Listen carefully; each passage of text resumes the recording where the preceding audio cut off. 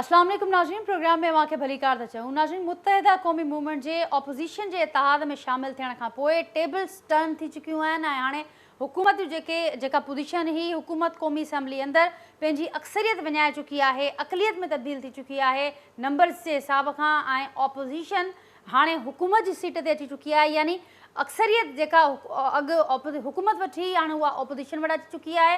अॼु मौलाना साहब जेका गॾियल प्रेस कॉन्फ्रेंस कई आहे, उन प्रेस कॉन्फ्रेंस दौरान कन्फर्म कयो आहे त उन्हनि वटि 175 जेके मेंबर्स आहिनि उहे मौजूदु आहिनि।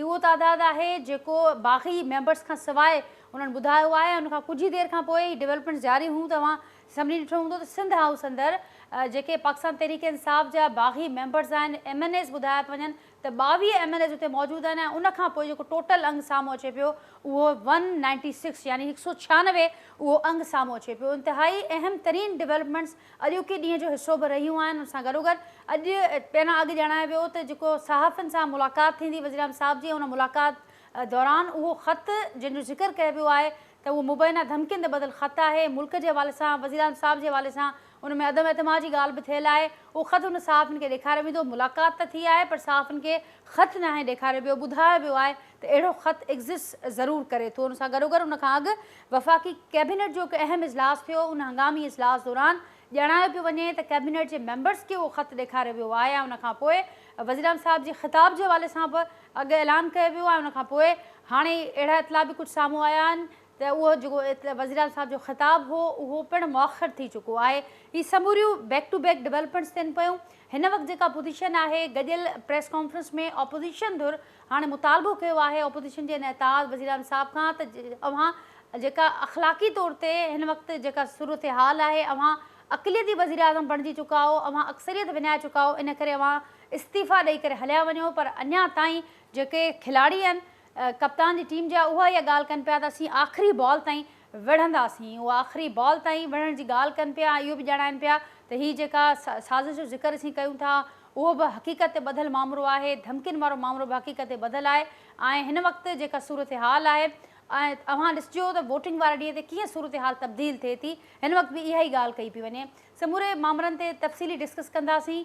असां सां गॾु जेको पैनल मौजूदु आहे तारुफ़ सां कराईंदुसि। मूंखे जॉइन कयो आहे वीडियो लिंक ते पाकिस्तान पीपल्स पार्टी सां तालुक़ु रखंदड़ सीनियर अॻवान आहिनि डॉक्टर करीम ख़्वाजा साहब, मूंसां गॾु वीडियो लिंक ते मौजूदु आहिनि। सरदार रहीम साहब आहिनि, GDA सां तालुक़ु रखंदड़ सीनियर अॻवान आहिनि, वीडियो लिंक ज़रिए मूंसां गॾु मौजूदु आहिनि। काशिफ मुनीर साहब आहिनि, सीनियर सहाफ़ी आहिनि, एनालिस्ट आहिनि, वीडियो लिंक ते मूंसां गॾु मौजूदु आहिनि। ऐं कुझु देरि खां पोइ मुत्तहिदा क़ौमी मूवमेंट सां तालुक़ु रखंदड़ MP आहिनि संजय पारवण साहब, उहे पिणु मूंसां गॾु मौजूदु आहिनि प्रोग्राम में।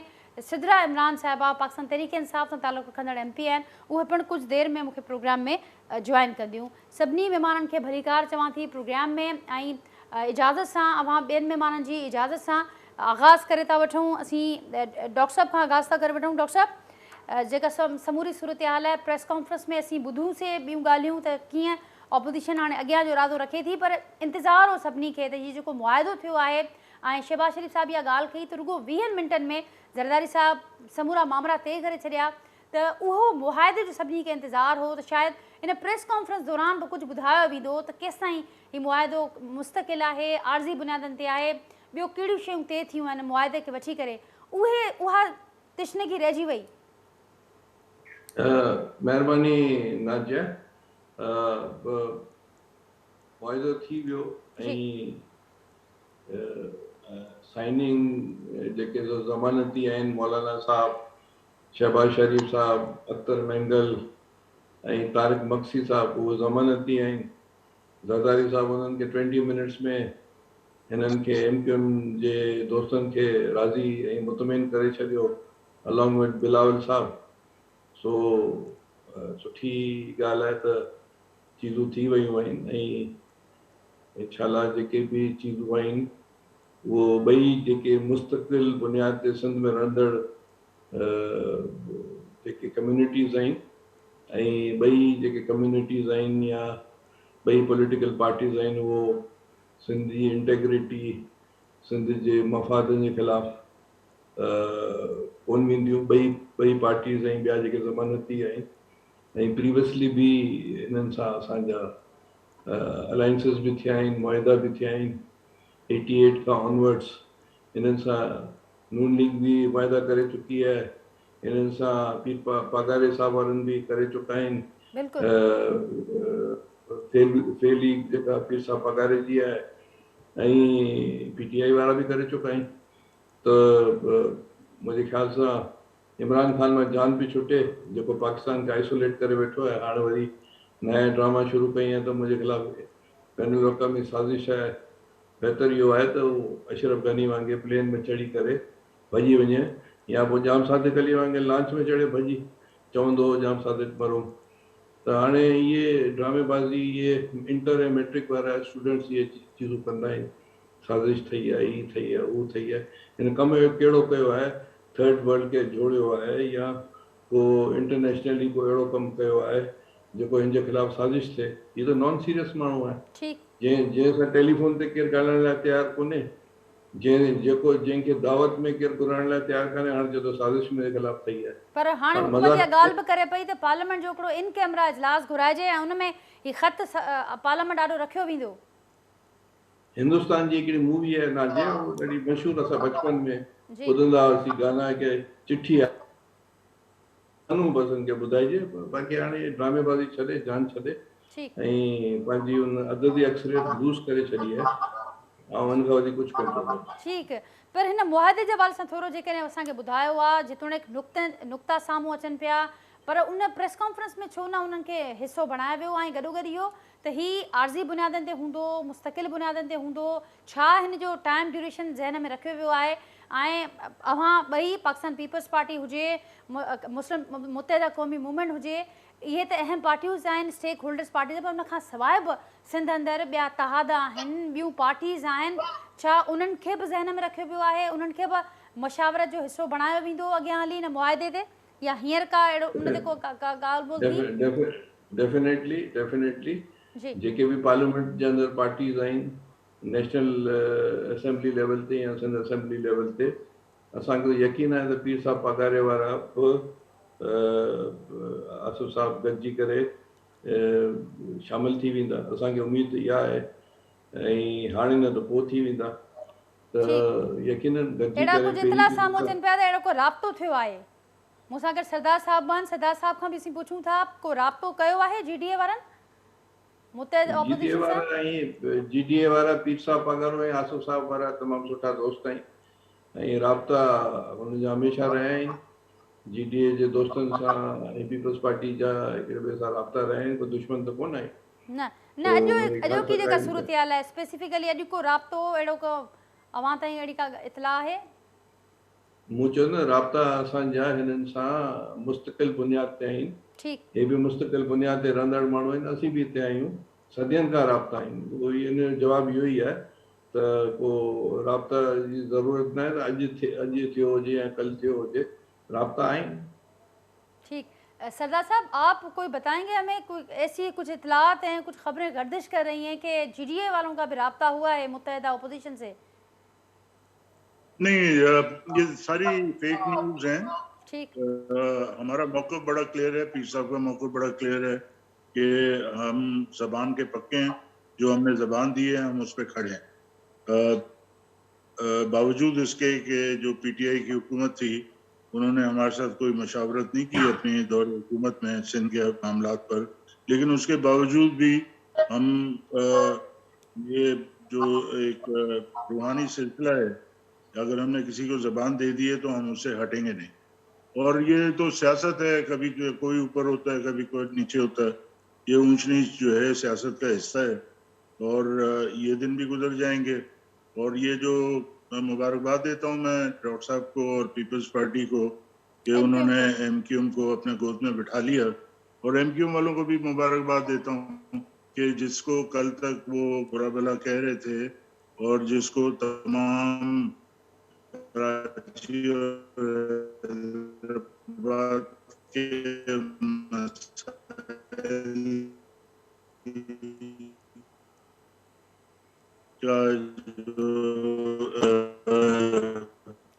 सरदार साहब, आपकी आवाज़ हम तक थोड़ी सही नहीं पहुंच रही, आपसे फिर बात करते हैं, कोशिश भी करते हैं कि जब तक ये इशू फिक्स हो जाए ताकि आपकी आवाज़ को, आपके मौक़िफ़ को हम बेहतर तरीके से सुन सकें।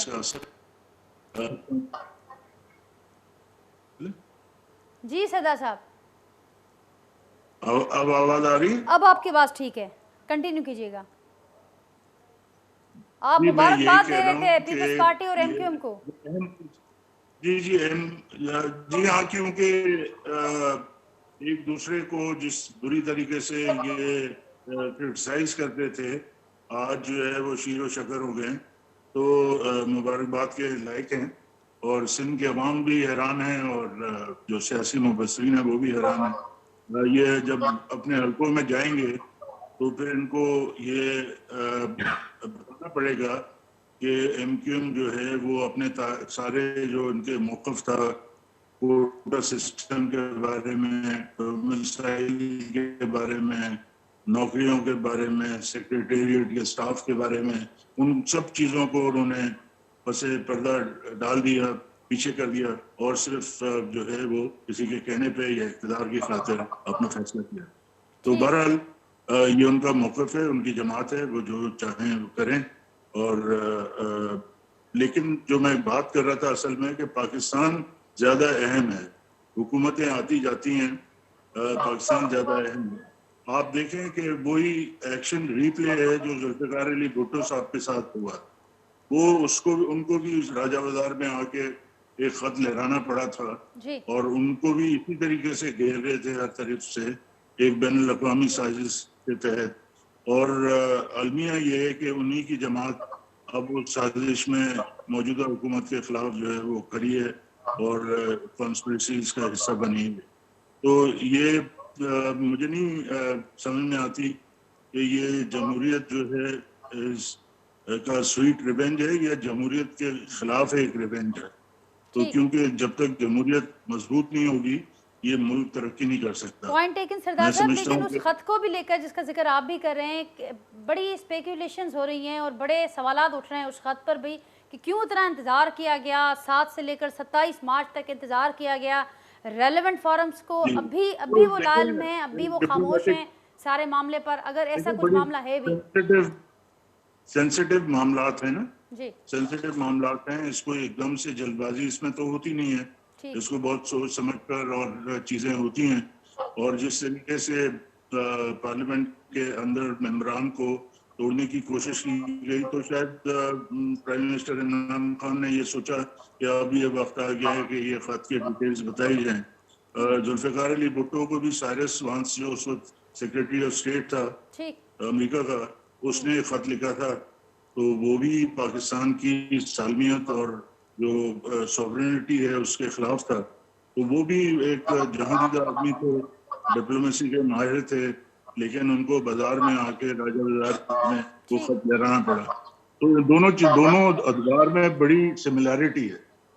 और ये लेकिन प्लेयर्स जो हैं इत्तेफाक से मुख्तलिफ साइड पे हैं। उस वक्त जो पीपल्स पार्टी थी वो रिसीविंग एंड पे थी, अब जरदारी लीग जो है वो समझे कि ये सारी कॉन्स्पिरेसी को हेड कर रही है। ठीक। और आप समझते हैं कि जीडीए ने सेंस कर लिया, लेकिन जो बाकी इत्तेहादी जमातें हैं जिसमें मुत्तहिदा कौमी मूवमेंट है, बीएपी है और दूसरे लोग हैं, वो नहीं समझ पाए कि किस तरीके से ये सारा मामला है, लेकिन जीडीए वाले समझ गए कि बड़ी साजिश है।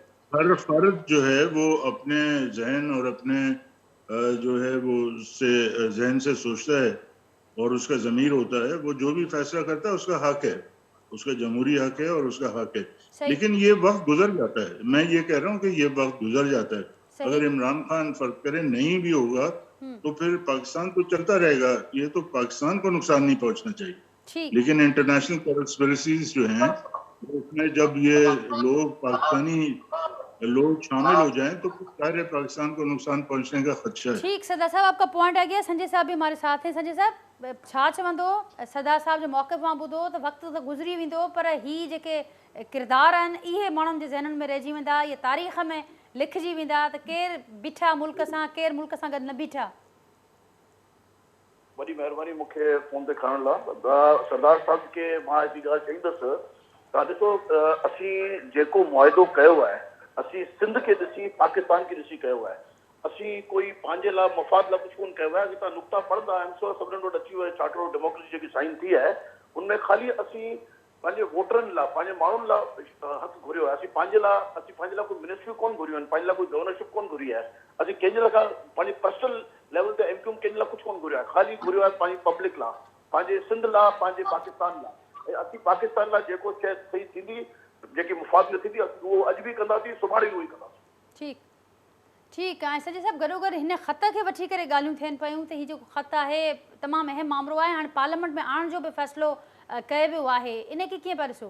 ॾिसो, असीं ख़त खे असां लाइ इहा नई शइ, असांखे ख़बर कोन्हे कि इन ख़त में छा लिखियलु आहे, न असांखे ॾेखारियो वियो आहे, न असांजे कहिड़े MNA खे ॾेखारियो वियो आहे, बल्कि हिननि जे ख़ुदि जे MNAs खे ख़बर कोन्हे। हाणे हू ख़ुदि ई ॿुधाए सघनि था कि छा आहे। हाणे हुन खां पोइ माण्हू फ़ैसिलो कंदो कि छा करणु खपे, छा न करणु खपे, ऐं जेको पाकिस्तान जे मफ़ाद में हुजे, मुंहिंजे ख़्याल में उहो ई थियणु खपे। ठीकु ठीकु। त हाणे जेको हीउ मुआइदो आहे, इन खे वठी करे पीपल्स पार्टी खां बि इहो सुवालु थियो, तव्हां कॾहिं इन हवाले सां जेके ॿियूं स्टेक होल्डर्स हिते पार्टीज़ मौजूदु आहिनि, सिंध जो अवाम पाण वॾो स्टेक होल्डर आहे, कॾहिं ही सभु शयूं उन तरीक़े सां साम्हूं ईंदियूं? बज़ारि त कुझु नुक़्ता, पर प्रेस कॉन्फ्रेंस में बि इहे ॻाल्हियूं वाज़े न थियूं। न, वाज़े हिन लाइ कोन थियूं कि अञा ॾिसो, अञा अॼु चार्टर ऑफ डेमोक्रेसी की साइन थी आहे। हर का शइ में टाइम लॻंदो आहे, कोई हिकिड़े ॾींहं में शइ कोन थींदी आहे। हिकिड़ी अंडरस्टैंडिंग सुठी थी वई आहे सभिनीनि सां, स्टेक होल्डर्स सां। हाणे इंशाल्लाह अल्लाह ख़ैर कंदो कि नेक्स्ट वीक जीअं नो कॉन्फिडेंस वोट जो शइ क्लियर थींदी, हुन खां पोइ हुन अमल थियणु शुरू थी वेंदो, ऐं इंशाल्लाह बहितर थींदो सिंध लाइ ऐं पाकिस्तान लाइ। ठीक ठीक। काशिफ साहब, आप क्या कहेंगे इस सारी सूरत हाल पर? चीज़ें आपके सामने हैं, अपोजिशन ये मुतालबा रख चुकी है कि वज़ीर साहब को अखलाकी तौर पर अब चले जाना चाहिए, इस्तीफ़ा दे देना चाहिए, हुकूमत आखिरी गेंद तक खेलने का इरादा रखती है, क्या कहेंगे आप? देखिए जी, आपको बहुत सारी सूरत को देखना होगा। आज की अगर हम सूरत देखें तो इमरान खान साहब ने कहा कि मैं 80% जो है कामयाब हो जाऊंगा, लेकिन अगर 80% की बात करें तो 100 से 80% तक तो आ गए हैं सूरत। मैं खत की बात करूंगा, जैसे इत्तेहादी हैं, रहीम साहब से बात करूंगा, क्या आपकी जमात ने वो खत देखा अभी तक? दूसरा सवाल मेरा ये है कि जब काफ लीग को बुलाकर वजारत आला देने की बात की गई तो क्या उनको खत दिखाया गया? MQM को तमाम मुतालबात मानने के लिए गवर्नरशिप देने की बात कर दी गई, वजारत बहरी अमूर देने की बात कर दी गई, तो क्या उनको सख्त खत दिखाया गया कि देखिए जी ये एक ऐसा खत आया है, आलमी साजिश है? तो क्या उनको भी नहीं दिखाया गया? आपके इत्तेहादी एक और बाप पार्टी थे, क्या उनको खत दिखाया गया? तो यहाँ तक तो छोड़े, जो वजीर दाखिला हैं वो दो या 3 रोज पहले प्रेस कॉन्फ्रेंस कर रहे थे कि मुझे भी उस खत के बारे में नहीं मालूम। तो अगर 7 तारीख को ये खत आया था तो उसके बाद वो खत कहाँ चला गया? फिर इस्लामाबाद में एक जलसे की बात की गई कि इस पे एक बहुत बड़ा सरप्राइज दिया रहेगा, तो ये खत दिखा दिया गया। आपको बहुत सारी अगर चीजों को सीक्वेंस में देखेंगे तो बज़ाहिर ऐसे लग रहा था कि गवर्नमेंट को ऐसे लग रहा था कि ये इस तरह कामयाब नहीं हो पाएंगे, ये इतने लोग इकट्ठे नहीं कर पाएंगे। मुनहरिफ अरकान के हवाले से सुप्रीम कोर्ट भी चले गए, तो गवर्नमेंट को हर महाज पर जो है आप ये देखें कि पसपाई नजर आई है। अपने मुनहरिफ अरकान हो या अपने उन्होंने जो है वो साथ छोड़ना शुरू कर दिया। सिर्फ एक खत को बना करके आलमी साजिश, उस खत को आपको साबित भी करना होगा। उस खत के मंदरजात आप जो है वो दिखा रहे हैं कि इस खत में ये चीजें डिस्कस हुई हैं, तो अब आखिरी दिन तक उस खत को क्यों लेकर गए? तो ये बहुत सारे सवालात हैं जिसके जवाबात अभी तक जो है वो नहीं मिल सके हैं। जहां तक आप हुकूमत की बात कर रही हैं, तो अगर आप नंबर गेम की बात करें तो जो इत्तेहादी है वो भी चले गए हैं, मुनहरिफ अरकान भी चले गए हैं, तो उसके बाद जो इखलाकी तौर की सूरत है उस पर तो हुकूमत के लिए सूरत ठीक नहीं है। लेकिन अगर हुकूमत कहती है कि हमने आखिरी दिन तक वोटिंग पर जाना है तो हुकूमत जा सकती है, उस पर कोई इस नहीं है। लेकिन मेरे ख्याल में सूरत हुकूमत के हाथ से गेम अब निकल गई है। लेकिन आप समझते हैं जैसे हुकूमत कह रही है कि वोटिंग के दिन कुछ तब्दील हो सकता है, ऐसा कुछ मौजूद है? कोई ऐसी अनहोनी हो सकती है, या आप समझते हैं कि बिल्कुल भी कोई चांस नहीं है अब? देखिए, आप नंबर गेम्स की बात है, मतलब कोई ऐसा तो नहीं होगा कि कोई आप बोले कि नंबर्स गेम भी एकदम तब्दील हो जाएंगे। यानी कि आप MQM की सूरत लें, MQM ने अपना ऐलान कर दिया, बाप पार्टी ने अपना ऐलान कर दिया, जो आज सिंध हाउस में जितने लोग हैं मुनहरिफ अरकान वहां बैठे हुए हैं, तो बज़ाहिर तो ऐसा कोई सूरत नजर नहीं आती। अच्छा, अगर आप लोगों का ईमान जगाने के लिए बात करते हैं, मेरा एक सवाल है कि आप ये बताना चाह रहे हैं, इस तरह की एक लाइन मुल्क में ड्रॉ करना चाह रहे हैं कि वो लोग जो आज हुकूमत के साथ हैं और जिस खत को ये बेचना चाह रहे हैं वही हुब्बुल वतन है और बाकी सारी अपोजिशन जो है वो गद्दार है। तो ये मेरे ख्याल में ये चीज बिकेगी नहीं मार्केट के अंदर। हुकूमत के लिए सूरत ये है कि अपनी शिकस्त का एतराफ करे और जमहूरियत, देखिए बात होती है जमहूरियत की, जमहूरियत चलानी है आपने 4.25 साल हुकूमत की। अगर अब आपके साथी आपको छोड़कर चले गए हैं, छोड़कर जा रहे हैं, तो आप उसका एतराफ करें। दोबारा इलेक्शन आएंगे, आप आवाम को जाकर बताएंगे आप देखें मैंने ये सूरत-हाल की थी, मुझे इस तरह वोट दें। आप बात करते हैं कि आपने 10 लाख तक लोगों को मेडिकल की सपोर्ट दी है। आप एक्सपोर्ट की बात करते हैं कि रिकॉर्ड एक्सपोर्ट हुई है। तो आपको अवाम में जाना पड़ेगा। अवाम में जाने के बाद आपको लोगों को बताना पड़ेगा कि मैंने ये काम किए हैं, मुझे वोट ठीक। दें। सिर्फ ये कहना कि अमेरिका मेरे खिलाफ हो गया है, आलमी साजिश है, मेरे ख्याल में आजकल के दौर में ये सूरत-हाल नहीं बिक पाएगी। हुकूमत को अपनी शिकस्त का एतराफ़ करना चाहिए और जमहूरी तरीके से जाके अपोजिशन में बैठ जाया जाए। ठीक। आखिरी दिन तक लड़ाई लड़ना और लोगों को गद्दार करार देना, मेरे ख्याल में ये कोई अच्छी प्रैक्टिस नहीं की जा रही पीटीआई हुकूमत की जानिब से। ठीक, और वो ग्राउंड्स भी मौजूद नहीं है जैसे कि आपने कहा। ठीक, डॉक्टर साहब हाणे जेको सरप्राइज़िस वारो सिलसिलो आहे ऑपोजिशन जी तरफ़ां ही आख़िरी सरप्राइज़ असीं सम्झूं, नंबर गेम पूरो थी चुको आहे या अञा वधीक सरप्राइज़ तव्हां ॾेई सघो था ईंदड़ ॾींहंनि में? अञा सरप्राइज़ थींदो। जीडीए जा जेके 3 जेके आहिनि मेंबर आहिनि उन मां असांजी इतलात आहिनि त 2 मेंबर असांखे वोट कंदा, अच्छा। हिकिड़ो कोन कंदो। इहा सरप्राइज़ हिकु बिल्कुल गलत बात है। नहीं तो ये मैं तो सरदार साहब मैं अपनी तरफ पीर से साहब के हुक्म के बगैर कोई कहीं इधर उधर वोट नहीं करेगा। नहीं, मतलब ये है कि आप अपने वक्त पर बात कीजिएगा, ये मैं बात कर रहा जी हूँ, जी ठीक है ना। ठीक। तो दूसरी सरप्राइज़ ये है कि सरप्राइज़ ये आहे त ॿिया जेके आहिनि पीटीआई जा जेके मेंबर आहिनि उहो तोड़ फोड़ थींदी आहे। कुझु फेडरल मिनिस्टर्स भी कॉन्टेक्ट में आया आहिनि मुस्लिम लीग नून सां, पीपल्स पार्टी सां, ख़ासि तौर ते ज़रदारी साहब ऐं बिलावल साहब सां ऐं मौलाना साहब सां, उन्हनि में बि तोड़ जोड़ तव्हांखे थींदी। ऐं टी जेका सरप्राइज़ आहे त थी सघे थो अदम एतमाद केपी में बि हिकु ॿ ॾींहं में दाख़िल थी वञे। अच्छा। त ठीक। ये सभु चीज़ूं सरप्राइज़ तव्हांखे हिकु ॿ ॾींहं में नज़र ऐं ही ईंदियूं। वोटिंग खां पहिरियां जी अवां ॿुधायो पिया सरप्राइज़िस। हा, इंशाल्लाह ठीक। इंशाल्लाह। ठीक। त ॿी जेका ॻाल्हि आहे नादिया, माण्हुनि खे ॿुधाइण जे लाइ आउं 2-4 मिसाल ॾींदुसि त ख़त जे हिसाब सां दुनिया जी तारीख़ में जेके अहिड़ा वाक़िया थिया आहिनि। कोंगो में पैट्रिक लुमुम्बा जेके मारियो वियो, सही। उन ख़िलाफ़ साज़िश कई, नज़र अची वई। उन खां पोइ साज़िश डॉक्टर मुसद्दक़ जे ख़िलाफ़ थी ईरान में। हू जेके सो ऑयल जेको आहे सो इंडस्ट्री खे हुन नेशनलाइज़ कयो त उनखे लाथो वियो ऐं शयूं नज़र आयूं। ॿियो जेको सो सदर नासिर जेको सो स्विस कनाल जेको आहे सो बरताने खां वरितो ऐं उहो बि साज़िशुनि जे ख़िलाफ़ थी, पर हुन सस्टेन कई। अहिड़े नमूने ज़ुल्फ़िकार अली भुट्टो जे ख़िलाफ़ न्यूक्लियर रिप्रोसेसिंग प्लांट जे हवाले सां थी। आख़िर में भुट्टे साहब खे शहीद कयो वियो। सॼी दुनिया खे चीज़ूं ख़बर आहिनि। हुन थर्ड वर्ल्ड जा ठीक है। कोशिशि कई। ऐं हाणे त इहो बि अवां चई चुका आहियो, ऑपोजिशन चई चुकी आहे त जेकॾहिं ही ॾेखारनि था ख़त ऐं साबित कनि था त असीं वज़ीर आज़म सां गॾु वञी बीहंदासीं। हाणे त इहा ॻाल्हि बि साम्हूं अची चुकी आहे। सरदार साहब फिर क्या कहते हैं? एक तो वो उनकी डॉक्टर साहब ये कह रहे हैं कि सरप्राइज ऐसा आ सकता है कि आपके 3 में से 2 मेंबर्स ऑपोजिशन की सफ़ों में खड़े हो जाएं। डॉक्टर साहब पता नहीं कौन सा ख्वाब देख रहे हैं दिल के अंदर। देखें, ये नंबर गेम्स इम्पोर्टेंट नहीं है। मैंने पहले ही कहा, ये पाकिस्तान की सालमियत इम्पोर्टेंट है। ठीक है, अगर जो अदम एतमाद की वो है तहरीक है, वो कामयाब भी हो जाती है तो उससे क्या फर्क पड़ेगा। देखें, तो जमहूरियत चलनी चाहिए और इसके बाद फिर इलेक्शन होंगे। ठीक। फिर ये लेकिन अभी लोगों तो सरदार साहब को ये उस खत बताएं की कि मौजूदगी पर भी बड़े शक व नहीं, शुबात हैं, खत बड़ी खत पे कयास भी आ मैं रही आता हैं। हूँ। आपसे सवाल हुआ कि राजिया, मैं आपने खत पे देखा भी है आता इस हूँ। इत्तेहादी जमात? आपको नहीं, दिखाया मैं गया? आपको संजय साहब ने तो कहा कि खत एमक्यूएम पे के भी तो किसी आता एमएनए हूँ। को ऐसी कोई बात नहीं हुई। नहीं, खत पे भी आता हूँ, जी। लेकिन ये देखें, ये नो कॉन्फिडेंस कामयाब करके वजीर आजम को हटा देंगे तो नया वजीर आजम तो बनेगा ना।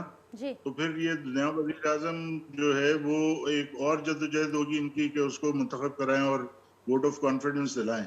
अगर वो बन भी गया 1.5 साल में, वो करेगा क्या? और जो कि इसमें कोई शक नहीं है कि इमरान खान एक बहुत पॉपुलर लीडर है और ये जलसा जो इस्लामाबाद में हुआ उसने वो साबित कर दिया कि इतने लोग अभी भी उसकी कॉल पे जो है वो पूरे इस्लामाबाद ठीक, पहुंच बिल्कुल गए। आपने सही कहा। तो फिर स्टेडियम भर क्या गया होगा लेकिन कि किस तरफ विनिंग जाएंगे स्कोर लोग? नहीं मिला। ठीक है, तो इलेक्शन जब होंगे तो फिर जाहिर है ये बातें मुकाबिल होंगे सही। और फिर वो कहानियां बनेगी। ठीक है, और फिर जो है वो एक दूसरे के खिलाफ जो है इल्जामात लगेंगे। तो ये पाकिस्तान की खिदमत तो नहीं है। 1.5 साल रह गए थे, चलने देते उसको इलेक्शंस में, फिर जाहिर है लोग वोट नहीं देते, महंगाई और वगैरह सिलसिला। ठीक है, और जहां तक खत की बात है तो वो एक ऐसा डॉक्यूमेंट है जो कि कह रहे हैं कैबिनेट में पेश किया गया, मेरी बात नहीं हुई अभी तक फहमीदा मिर्जा साहिबा हमारी तरफ से वजीर हैं कि उन्होंने देखा या नहीं देखा, या वो शामिल थी या नहीं थी, वो मैं कह नहीं सकता कुछ, लेकिन जिस तरह से बताया जा रहा है तो वो तशवीशनाक बात तो है। ठीक ठीक, बिल्कुल और तशवीशनाक जहाँ बात है, तक लेकिन ये जी संजय साहब की बात थी और कि ये खत जो है गैरत की बात न करें, तो भाई जो गैरत आपने दिखाई कब है, जब 400 ड्रोन के हमले पाकिस्तानियों पे हो रहे थे और बेगुनाह लोग मारे जा रहे थे, बच्चे बूढ़े, उस वक्त कौन सी आपकी गैरत आ गई थी? तो आप तो जो है वो इक़्तिदार के अलावा आपकी जहन में कोई और बात जी संजय साहब छा रिस्पॉन्ड कंदो, चवंदा त हिन वक़्तु साहब ही की वरी सॼियूं इज़त करता शयूं हूं, पर सेकेंडरी हैसियत थियूं रखनि, मुल्की सालमियत मथे आहे ऐं सम्झनि था त कैबिनेट खे बि ॾेखारियो वियो आहे।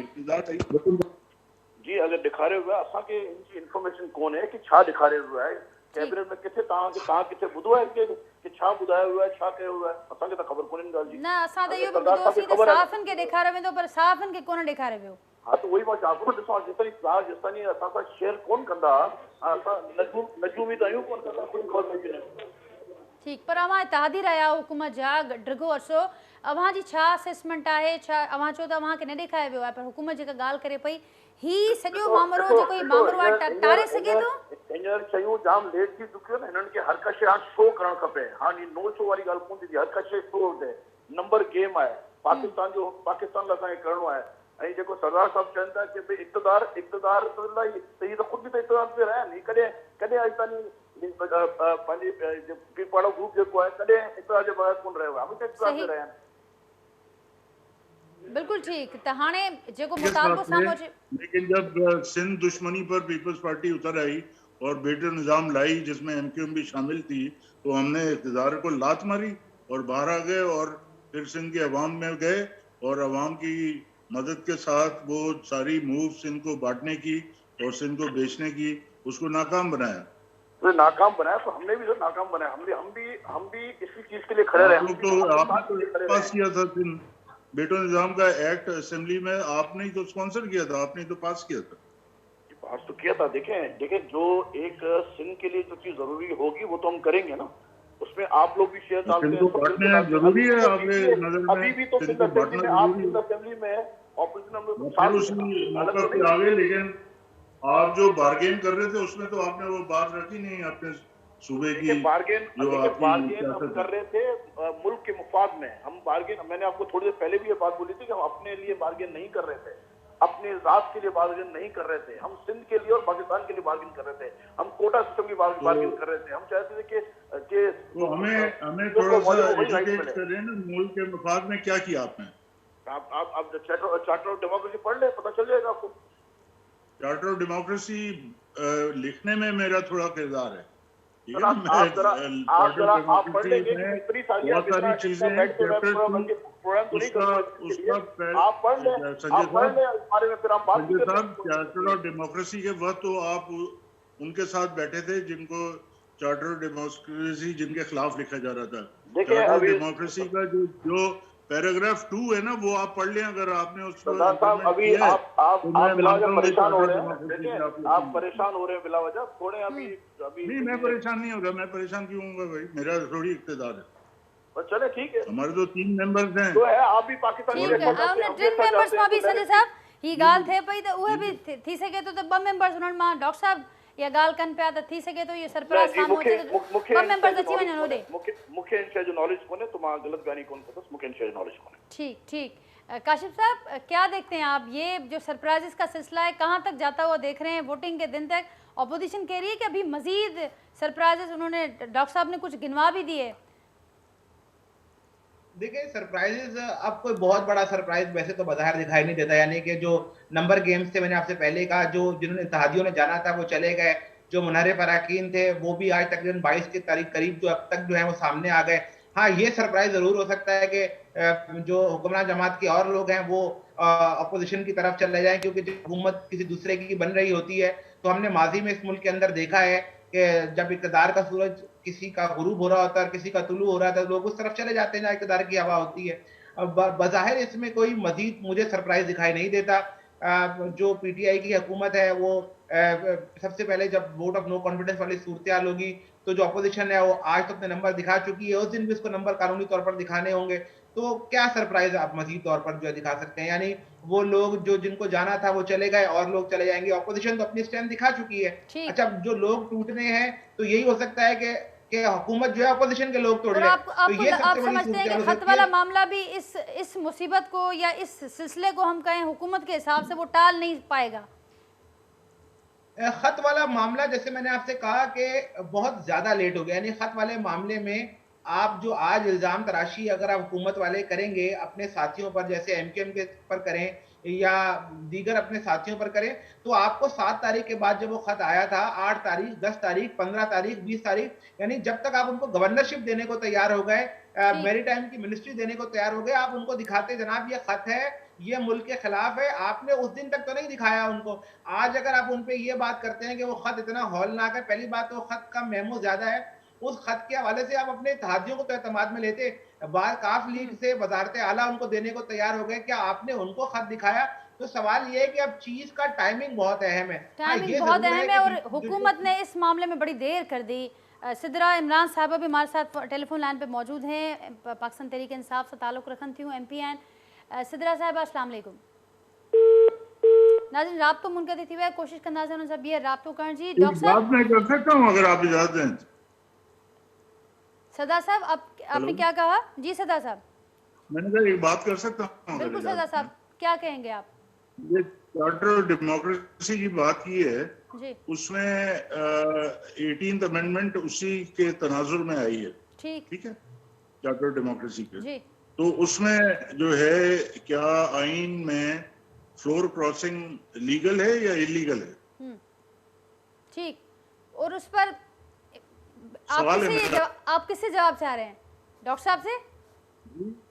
हाँ, जो डॉक्टर साहब हैं ये तीनों तो एक साइड पे ना, अच्छा, जो इनसे आप जवाब चाहते हैं, ठीक है, बिल्कुल ठीक है, वो आपको सवाल रखते हैं, लेकिन इस वक्त तो आपके जो बागी मेंबर्स हैं हुकूमत के, उनके अलावा ही ऑपोजिशन अपनी स्ट्रेंथ शो कर चुकी है। सिंपल सा सवाल है ना कि फ्लोर क्रॉसिंग लीगल है या इलीगल है आइन के मुताबिक? डॉक्टर साहब सही ॻाल्हि ॿुधो, आउं डॉक्टर आहियां, तव्हांखे ख़बर आहे त जॾहिं को पेशेंट को ख़तरो हूंदो आहे त पोइ उनखे बचाइण जे लाइ हर चीज़ कबी आहे।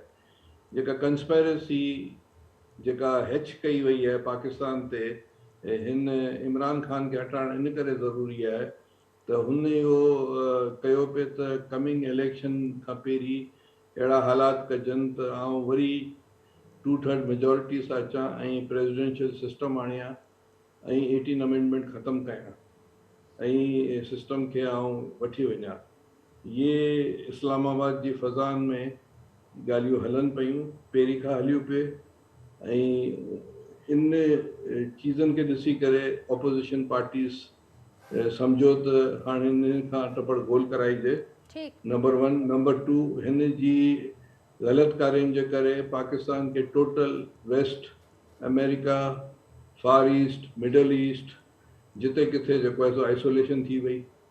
नंबर 4 जेको आहे सो चाइना सां असांजे दूरियूं एतिरी थी वयूं त CPEC कमेटी जो आउं रुकन रहियो आहियां ऐं चाइना इलाही दफ़ा वियो आहियां पार्लिमानी कमेटी। पर डॉक्टर साहब हाणे त ही सॼियूं ॻाल्हियूं जेको बि अवां ॿुधायो पिए त हाणे त फ़ैसिलातो मरहलो आहे ऐं सभु कुझु थी चुको आहे। आउं सरदार साहब खे ॿुधायां थो, सरदार साहब जेको सवाल पियो पुछा करे न, इहे सभु चीज़ूं जेके पॉलिटिकल पार्टीज़ आहिनि उहो पेट्रियट पार्टीज़ आहिनि। मिसाल मौलाना साहब वाला भी पेट्रियट आहिनि, नून वारा भी पेट्रियट आहिनि, सरदार साहब वाला भी पेट्रियट आहिनि, सरदार साहब जे पार्टी में वो भी पेट्रियट आहे। सभु जेके जर्नलिस्ट आहिनि सभु, हाणे उनखे तव्हां चओ त बाबा ही नॉन पेट्रियटिक पार्टीज़ आहिनि, ही जेके आहिनि, असां त हेसि ताईं चयो आहे त बाबा ख़त असांखे ॾेखारियो का चीज़ ते असीं तव्हां सां ॿधल आहियूं।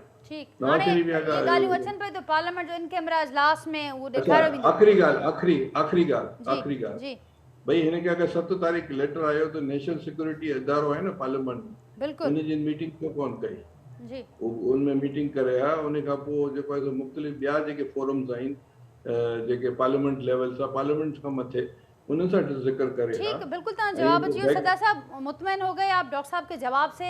डॉक्टर साहब ये भी कह रहे हैं, उससे पहले काशिफ साहब ने भी कहा, उससे पहले काशिफ साहब ने भी कहा। नहीं, मैंने तो सादा सवाल पूछा था कि फ्लोर क्रॉसिंग आइन के मुताबिक लीगल है या इलीगल है। जो अगर आप इजाजत फ्लोर दें तो मैं क्रॉसिंग की जवाब अभी दे जरूरत ही दूंगा। नहीं है, फ्लोर क्रॉसिंग की अभी आप जरूरत नहीं है, देखिए ना, फ्लोर फ्लोर क्रॉसिंग की जब एक सरदार पार्टी साहब से जरूरत नहीं इलेक्टेड है। लोग अगर दूसरी पार्टी को वोट देते हैं तो फ्लोर क्रॉसिंग ही होते हैं ना, उसको नहीं कहते नहीं हैं। नहीं, अभी तो फ्लोर क्रॉसिंग की जरूरत नहीं ना, अभी तो नहीं तो लेकिन 177 इसमें की तो फिगर जो आपको है। आपका आइन और कानून इजाजत देता है ना, आपका नहीं आइन आपको इस आइन बात की इजाजत देता कानून, है, आप दोबारा से आपका आइन को आइन आपकी इस पढ़िएगा। बात की आइन इजाजत देता इजाजत है कि नहीं देता आप है, अगर वोट देंगे तो आइन डी सीट हो इजाजत नहीं जाएंगे, देता। ये चार्टर आप डी सीट हो डेमोक्रेसी जाएंगे ना। ये मेरी बात आप सुन लेना, तीन आप तीन मेरी तीन बात तो सुन तीन लेना, तीन मेरी मरलों बात पर सुन सर लेना। आपने आप सवाल चार्टर किया है, ठीक, डेमोक्रेसी की आपको काशिफ पढ़ साहब मैं आपकी तरफ तो आती हूँ। जवाब सरदार साहब आपको जवाब आपको मुकम्मल पार्टी करें, बन फिर रहे मैं हैं आती यार, हूँ आप आपकी तरफ। जर्नलिस्ट तो हैं, आप आप जवाब तो थोड़ा लेना, सा आपने सवाल थोड़ा सा करने के हौसला बाद करें, जितने तक जवाब ना ले, थोड़ा हौसला 3 करें, मरलों पर बात आप सुने। वोट नहीं कर आप सकते, एक पार्टी बने एतमाद हुए का हैं, वोट है, एक बजट का, आप और पार्टी तीसरे बने हुए मरले हैं, पर आप आप मेरी वोट नहीं बात कर सुने सकते। जरा सा अगर इत्मीनान आप से। करेंगे तो आप आप डी हौसला सीट करें। करने हो बिल्कुल जाएंगे, ठीक। आपका पार्टी काशिफ साहब लीडर मैं बात ये करेगा, आपकी तरफ आती हूँ, आपका सवाल जवाब करने के सुनती बाद हूँ। लेगा। सरदार साहब को बात मुकम्मल करने पीपल्स दें। पार्टी का सरदार जो साहब है बात वो मुकम्मल नुमाइंदा करें। बुलाए। आप सरदार मेरी साहब बात सुन लें। जी हेलो जी जी जी, मेरी बात सुने। चार्टर डेमोक्रेसी की बात की गई, आइन की मैं बात कर रहा हूं कि इस वजह से उसको ममनू करार दिया है कि माजी में लोगों के कहने पर लोग साइड चेंज करते थे, क्रॉस करते थे, ठीक ठीक है। तो उसको रोकने के लिए सिर्फ मकसद ये था कि जिसको जो मैंडेट मिला है वो बरकरार रहे। लेकिन अगर पैसे के जोर पर आप लोगों की जो है एलिजेंस तब्दील करेंगे किसी पार्टी के दूसरे पार्टी के लिए काम या वोट डालने के लिए, तो आप एक गैर आईनी काम कर रहे हैं और ठीक इलीगल काम कर रहे हैं। ठीक। और ठीक है, अभी ये इलीगल मामला काम अदालत करते में भी हुए है, वो गैर आईनी फैसला काम आना करते है हुए सामने। ऐसी तवक्को ना रखें फिर। ठीक, लेकिन सरदार साहब ऑपोजिशन ये भी कहती है कि हमने उसके बगैर जो बाकी मेंबर्स हैं, इसके अलावा भी हमारी जो स्ट्रेंथ है वो हम मुकम्मल कर चुके हैं, पूरी कर चुके हैं। नहीं वो तो है नहीं। देखो, और साथ साथ ये सेनेट जो में बात हो एक रही है बिल आया, जी सेनेट में मेजोरिटी थी ऑपोजिशन की, सेनेट में एक बिल आया और वहां पर वो ये हार गए। ठीक है ना, किस मेजोरिटी की बात कर रहे हैं? सेनेट में तो इनकी मेजोरिटी थी, तो नेशनल असेंबली में तो मेजोरिटी नहीं है इनकी। तो अगर उसके बावजूद भी पैसे के जोर पर ये मेजोरिटी बनाना चाहते हैं तो ये आइन की खिलाफवर्जी है, और आइन की खिलाफवर्जी जो करेगा उससे खैर की तवक्को आप ना करें। ठीक, लेकिन सरदार साहब इत्तेहादी तो पैसे के जोर पर नहीं आए। अभी जो पैसे के स्ट्रेंथ जोर पे सामने नहीं आई आए है तो वो किसी इत्तेहादियों की बात नहीं कर रहा मैं। इत्तेहादी, जी। देखो इत्तेहादी तो एक ब्लॉक गया है ना, वो उनका बिल्कुल राइट सही कह है। रहे हैं। जब मैं वही अगर कह रही हूँ कि पूरी अभी मेजोरिटी तो जाएगी तो उनका इत्तेहादियों की राइट है। वजह से ये नंबर बना है। नहीं नहीं नहीं नहीं, सिर्फ वो नहीं है, और भी मामला। ठीक। संजय साहब थोरो असांखे इन ते बि जेकॾहिं कॉमेंट करणु चाहियो, ऐं थोरो असांखे इहो बि ॿुधाए छॾियो त सवाल सभिनी जे ज़हननि में उथे थो त जेके मुआइदा थिया आहिनि, मां चयो त हीअ शयूं आहिस्ते आहिस्ते, ज़ाहिरी ॻाल्हि आहे, स्टेप बाय स्टेप साम्हूं ईंदियूं, पर एतिरो इहो छा ॿुधाए सघंदो, कंफर्म करे सघंदो त हीअ आर्ज़ी बुनियादनि ते कयो वियो आहे, मुस्तक़िल बुनियादनि ते? छाकाणि त असां माज़ीअ ते नज़र विझूं था त अहिड़ा मुआइदा उहे घणो वक़्तु हली कोन सघिया आहिनि मुख़्तलिफ़ सबबनि जे करे। वो बिल्कुल तानी गाल सही है। यो माज़ी में शइ रही है, मगर अॼु जी तारीख़ में इहो तव्हां ॾिसो हिन ते जेको इहो चार्टर ऑफ राइट्स जे साइन थियो आहे, सभिनी स्टेक होल्डर्स साइन कयो आहे, ऐं इंशाल्लाह ही इलेक्शन ताणी बि रही थो, हिन खां पोइ बि कैरी ऑन कंदो। ऐं मुंहिंजे ख़्याल सां सिंध जे मुफ़ाद में इहो ई आहे कि MQ ऐं पीपल्स पार्टी मिली हलंदा त हिनमें अर्बन ऐं रूरल जो फ़ाइदो आहे हिनमें, ऐं हिनमें मुंहिंजे ख़्याल सां कि हीअ शइ अॻियां वधंदी, इंशाल्लाह अॻियां बहितरी थींदी पाकिस्तान में। ठीक ठीक ठीक, बिल्कुलु सही। ऐं अञा बि को उमेद अव्हां रखो था?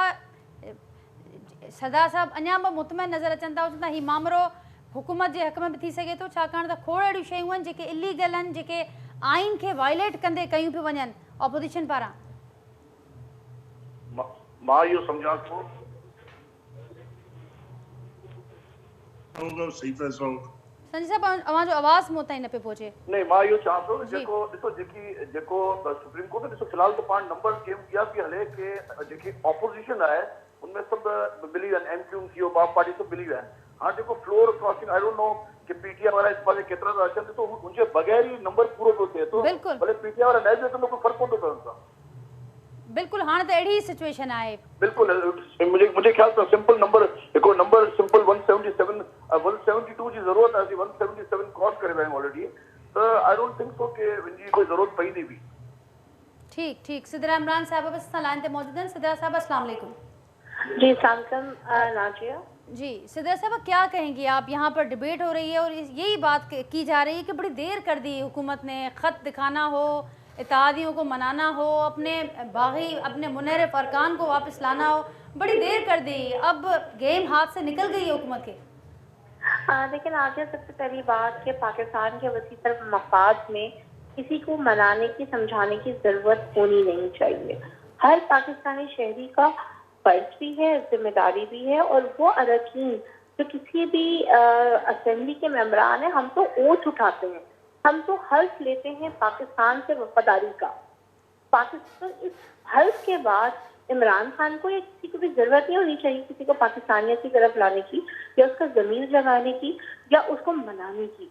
ये तो हमारा अपना फर्ज है कि हमने पाकिस्तान के साथ खड़ा होना है, पाकिस्तान की सालमियत के लिए खड़ा होना है। अफसोस होता है देख करके किस तरह से सौदेबाजी की जा रही है, कभी कराची के मैंडेट की, कभी सिंध की तरक्की की, कभी पाकिस्तान की सालमियत की, कभी पंजाब की तरक्की की।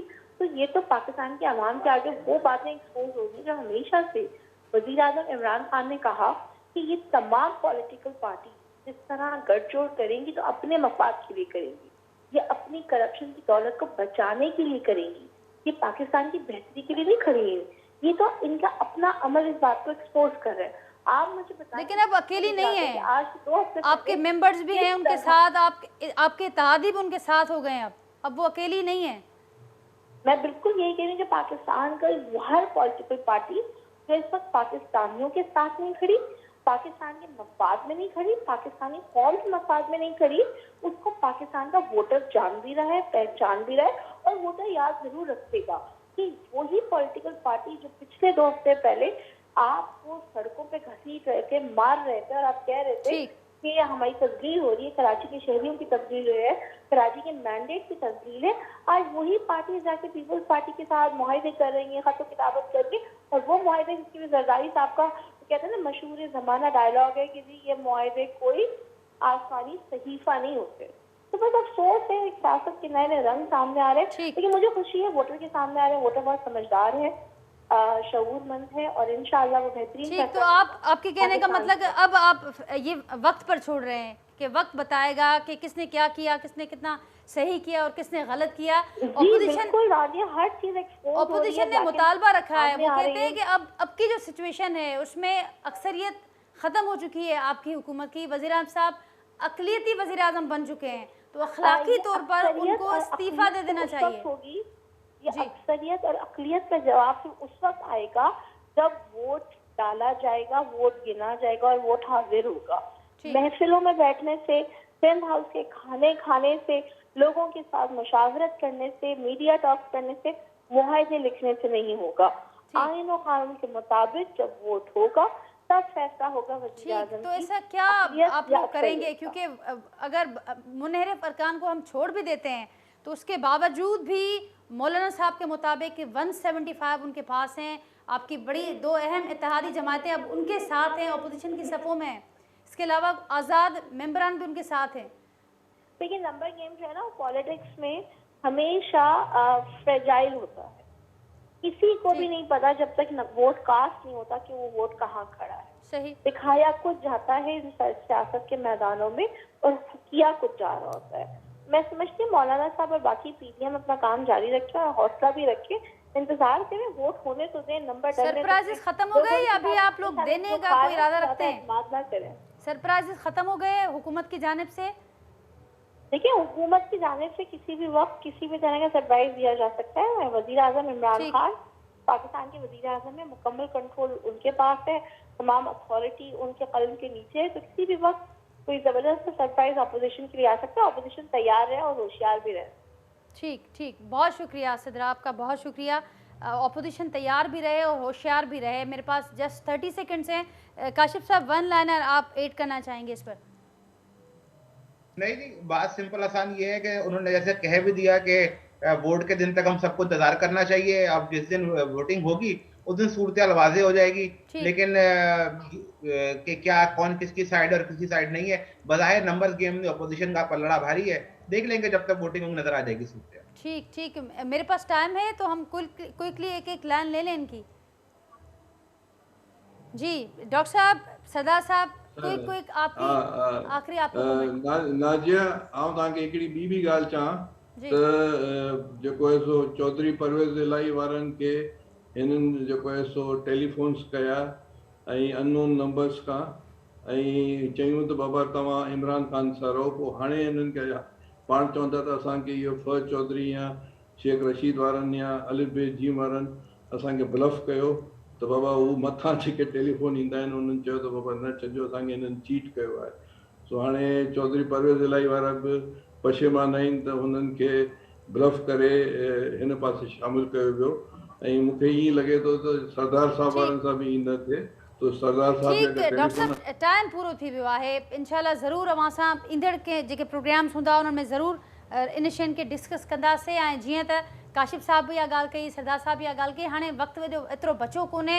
सुभाणे नाज़रीन बहस थिए पियो, सुभाणे अहम इजलास आहे क़ौमी असैम्बलीअ जो ऐं उनखां पोइ 2 या 3 तारीख़ ते जेका ॻाल्हि शेख साहब कनि पिया त 3 तारीख़ ते वोटिंग थींदी ऐं उनखां पहिरियां ऑपोज़िशन चए पई त इस्तीफ़ा ॾियो, पर हुकूमत अञा बि चए पई त असीं आख़िरी बॉल ताईं विढ़ंदासीं ऐं वोटिंग वारो ॾींहुं अहम हुजे थो। वोटिंग वारे ॾींहं ते अॻु बि हालतूं तब्दील थियूं आहिनि माज़ीअ में, थी सघे थो हिन ॾींहुं को सरप्राइज़ अची वञे। बहरहाल जेके तजिया निगार आहिनि मुख़्तलिफ़ या ऑपोज़िशन जी जेके पार्टीज़ आहिनि उहे पुरुमीद आहिनि त हाणे हुकूमत जे पासे खां को सरप्राइज़ अचणु मुश्किल आहे। वधीक नाज़रीन अव्हांखे अपडेट ऐं तफ़सील तजिया जो सिलसिलो जारी रखंदासीं। अॼु के प्रोग्राम मां एतिरो ई। पंहिंजे फीडबैक खां असांखे ज़रूरु आगाह कजो। वरी जल्द अव्हां सां मुलाक़ात कंदासीं। तेसिताईं ॾींदा इजाज़त। अल्लाह हाफ़िज़।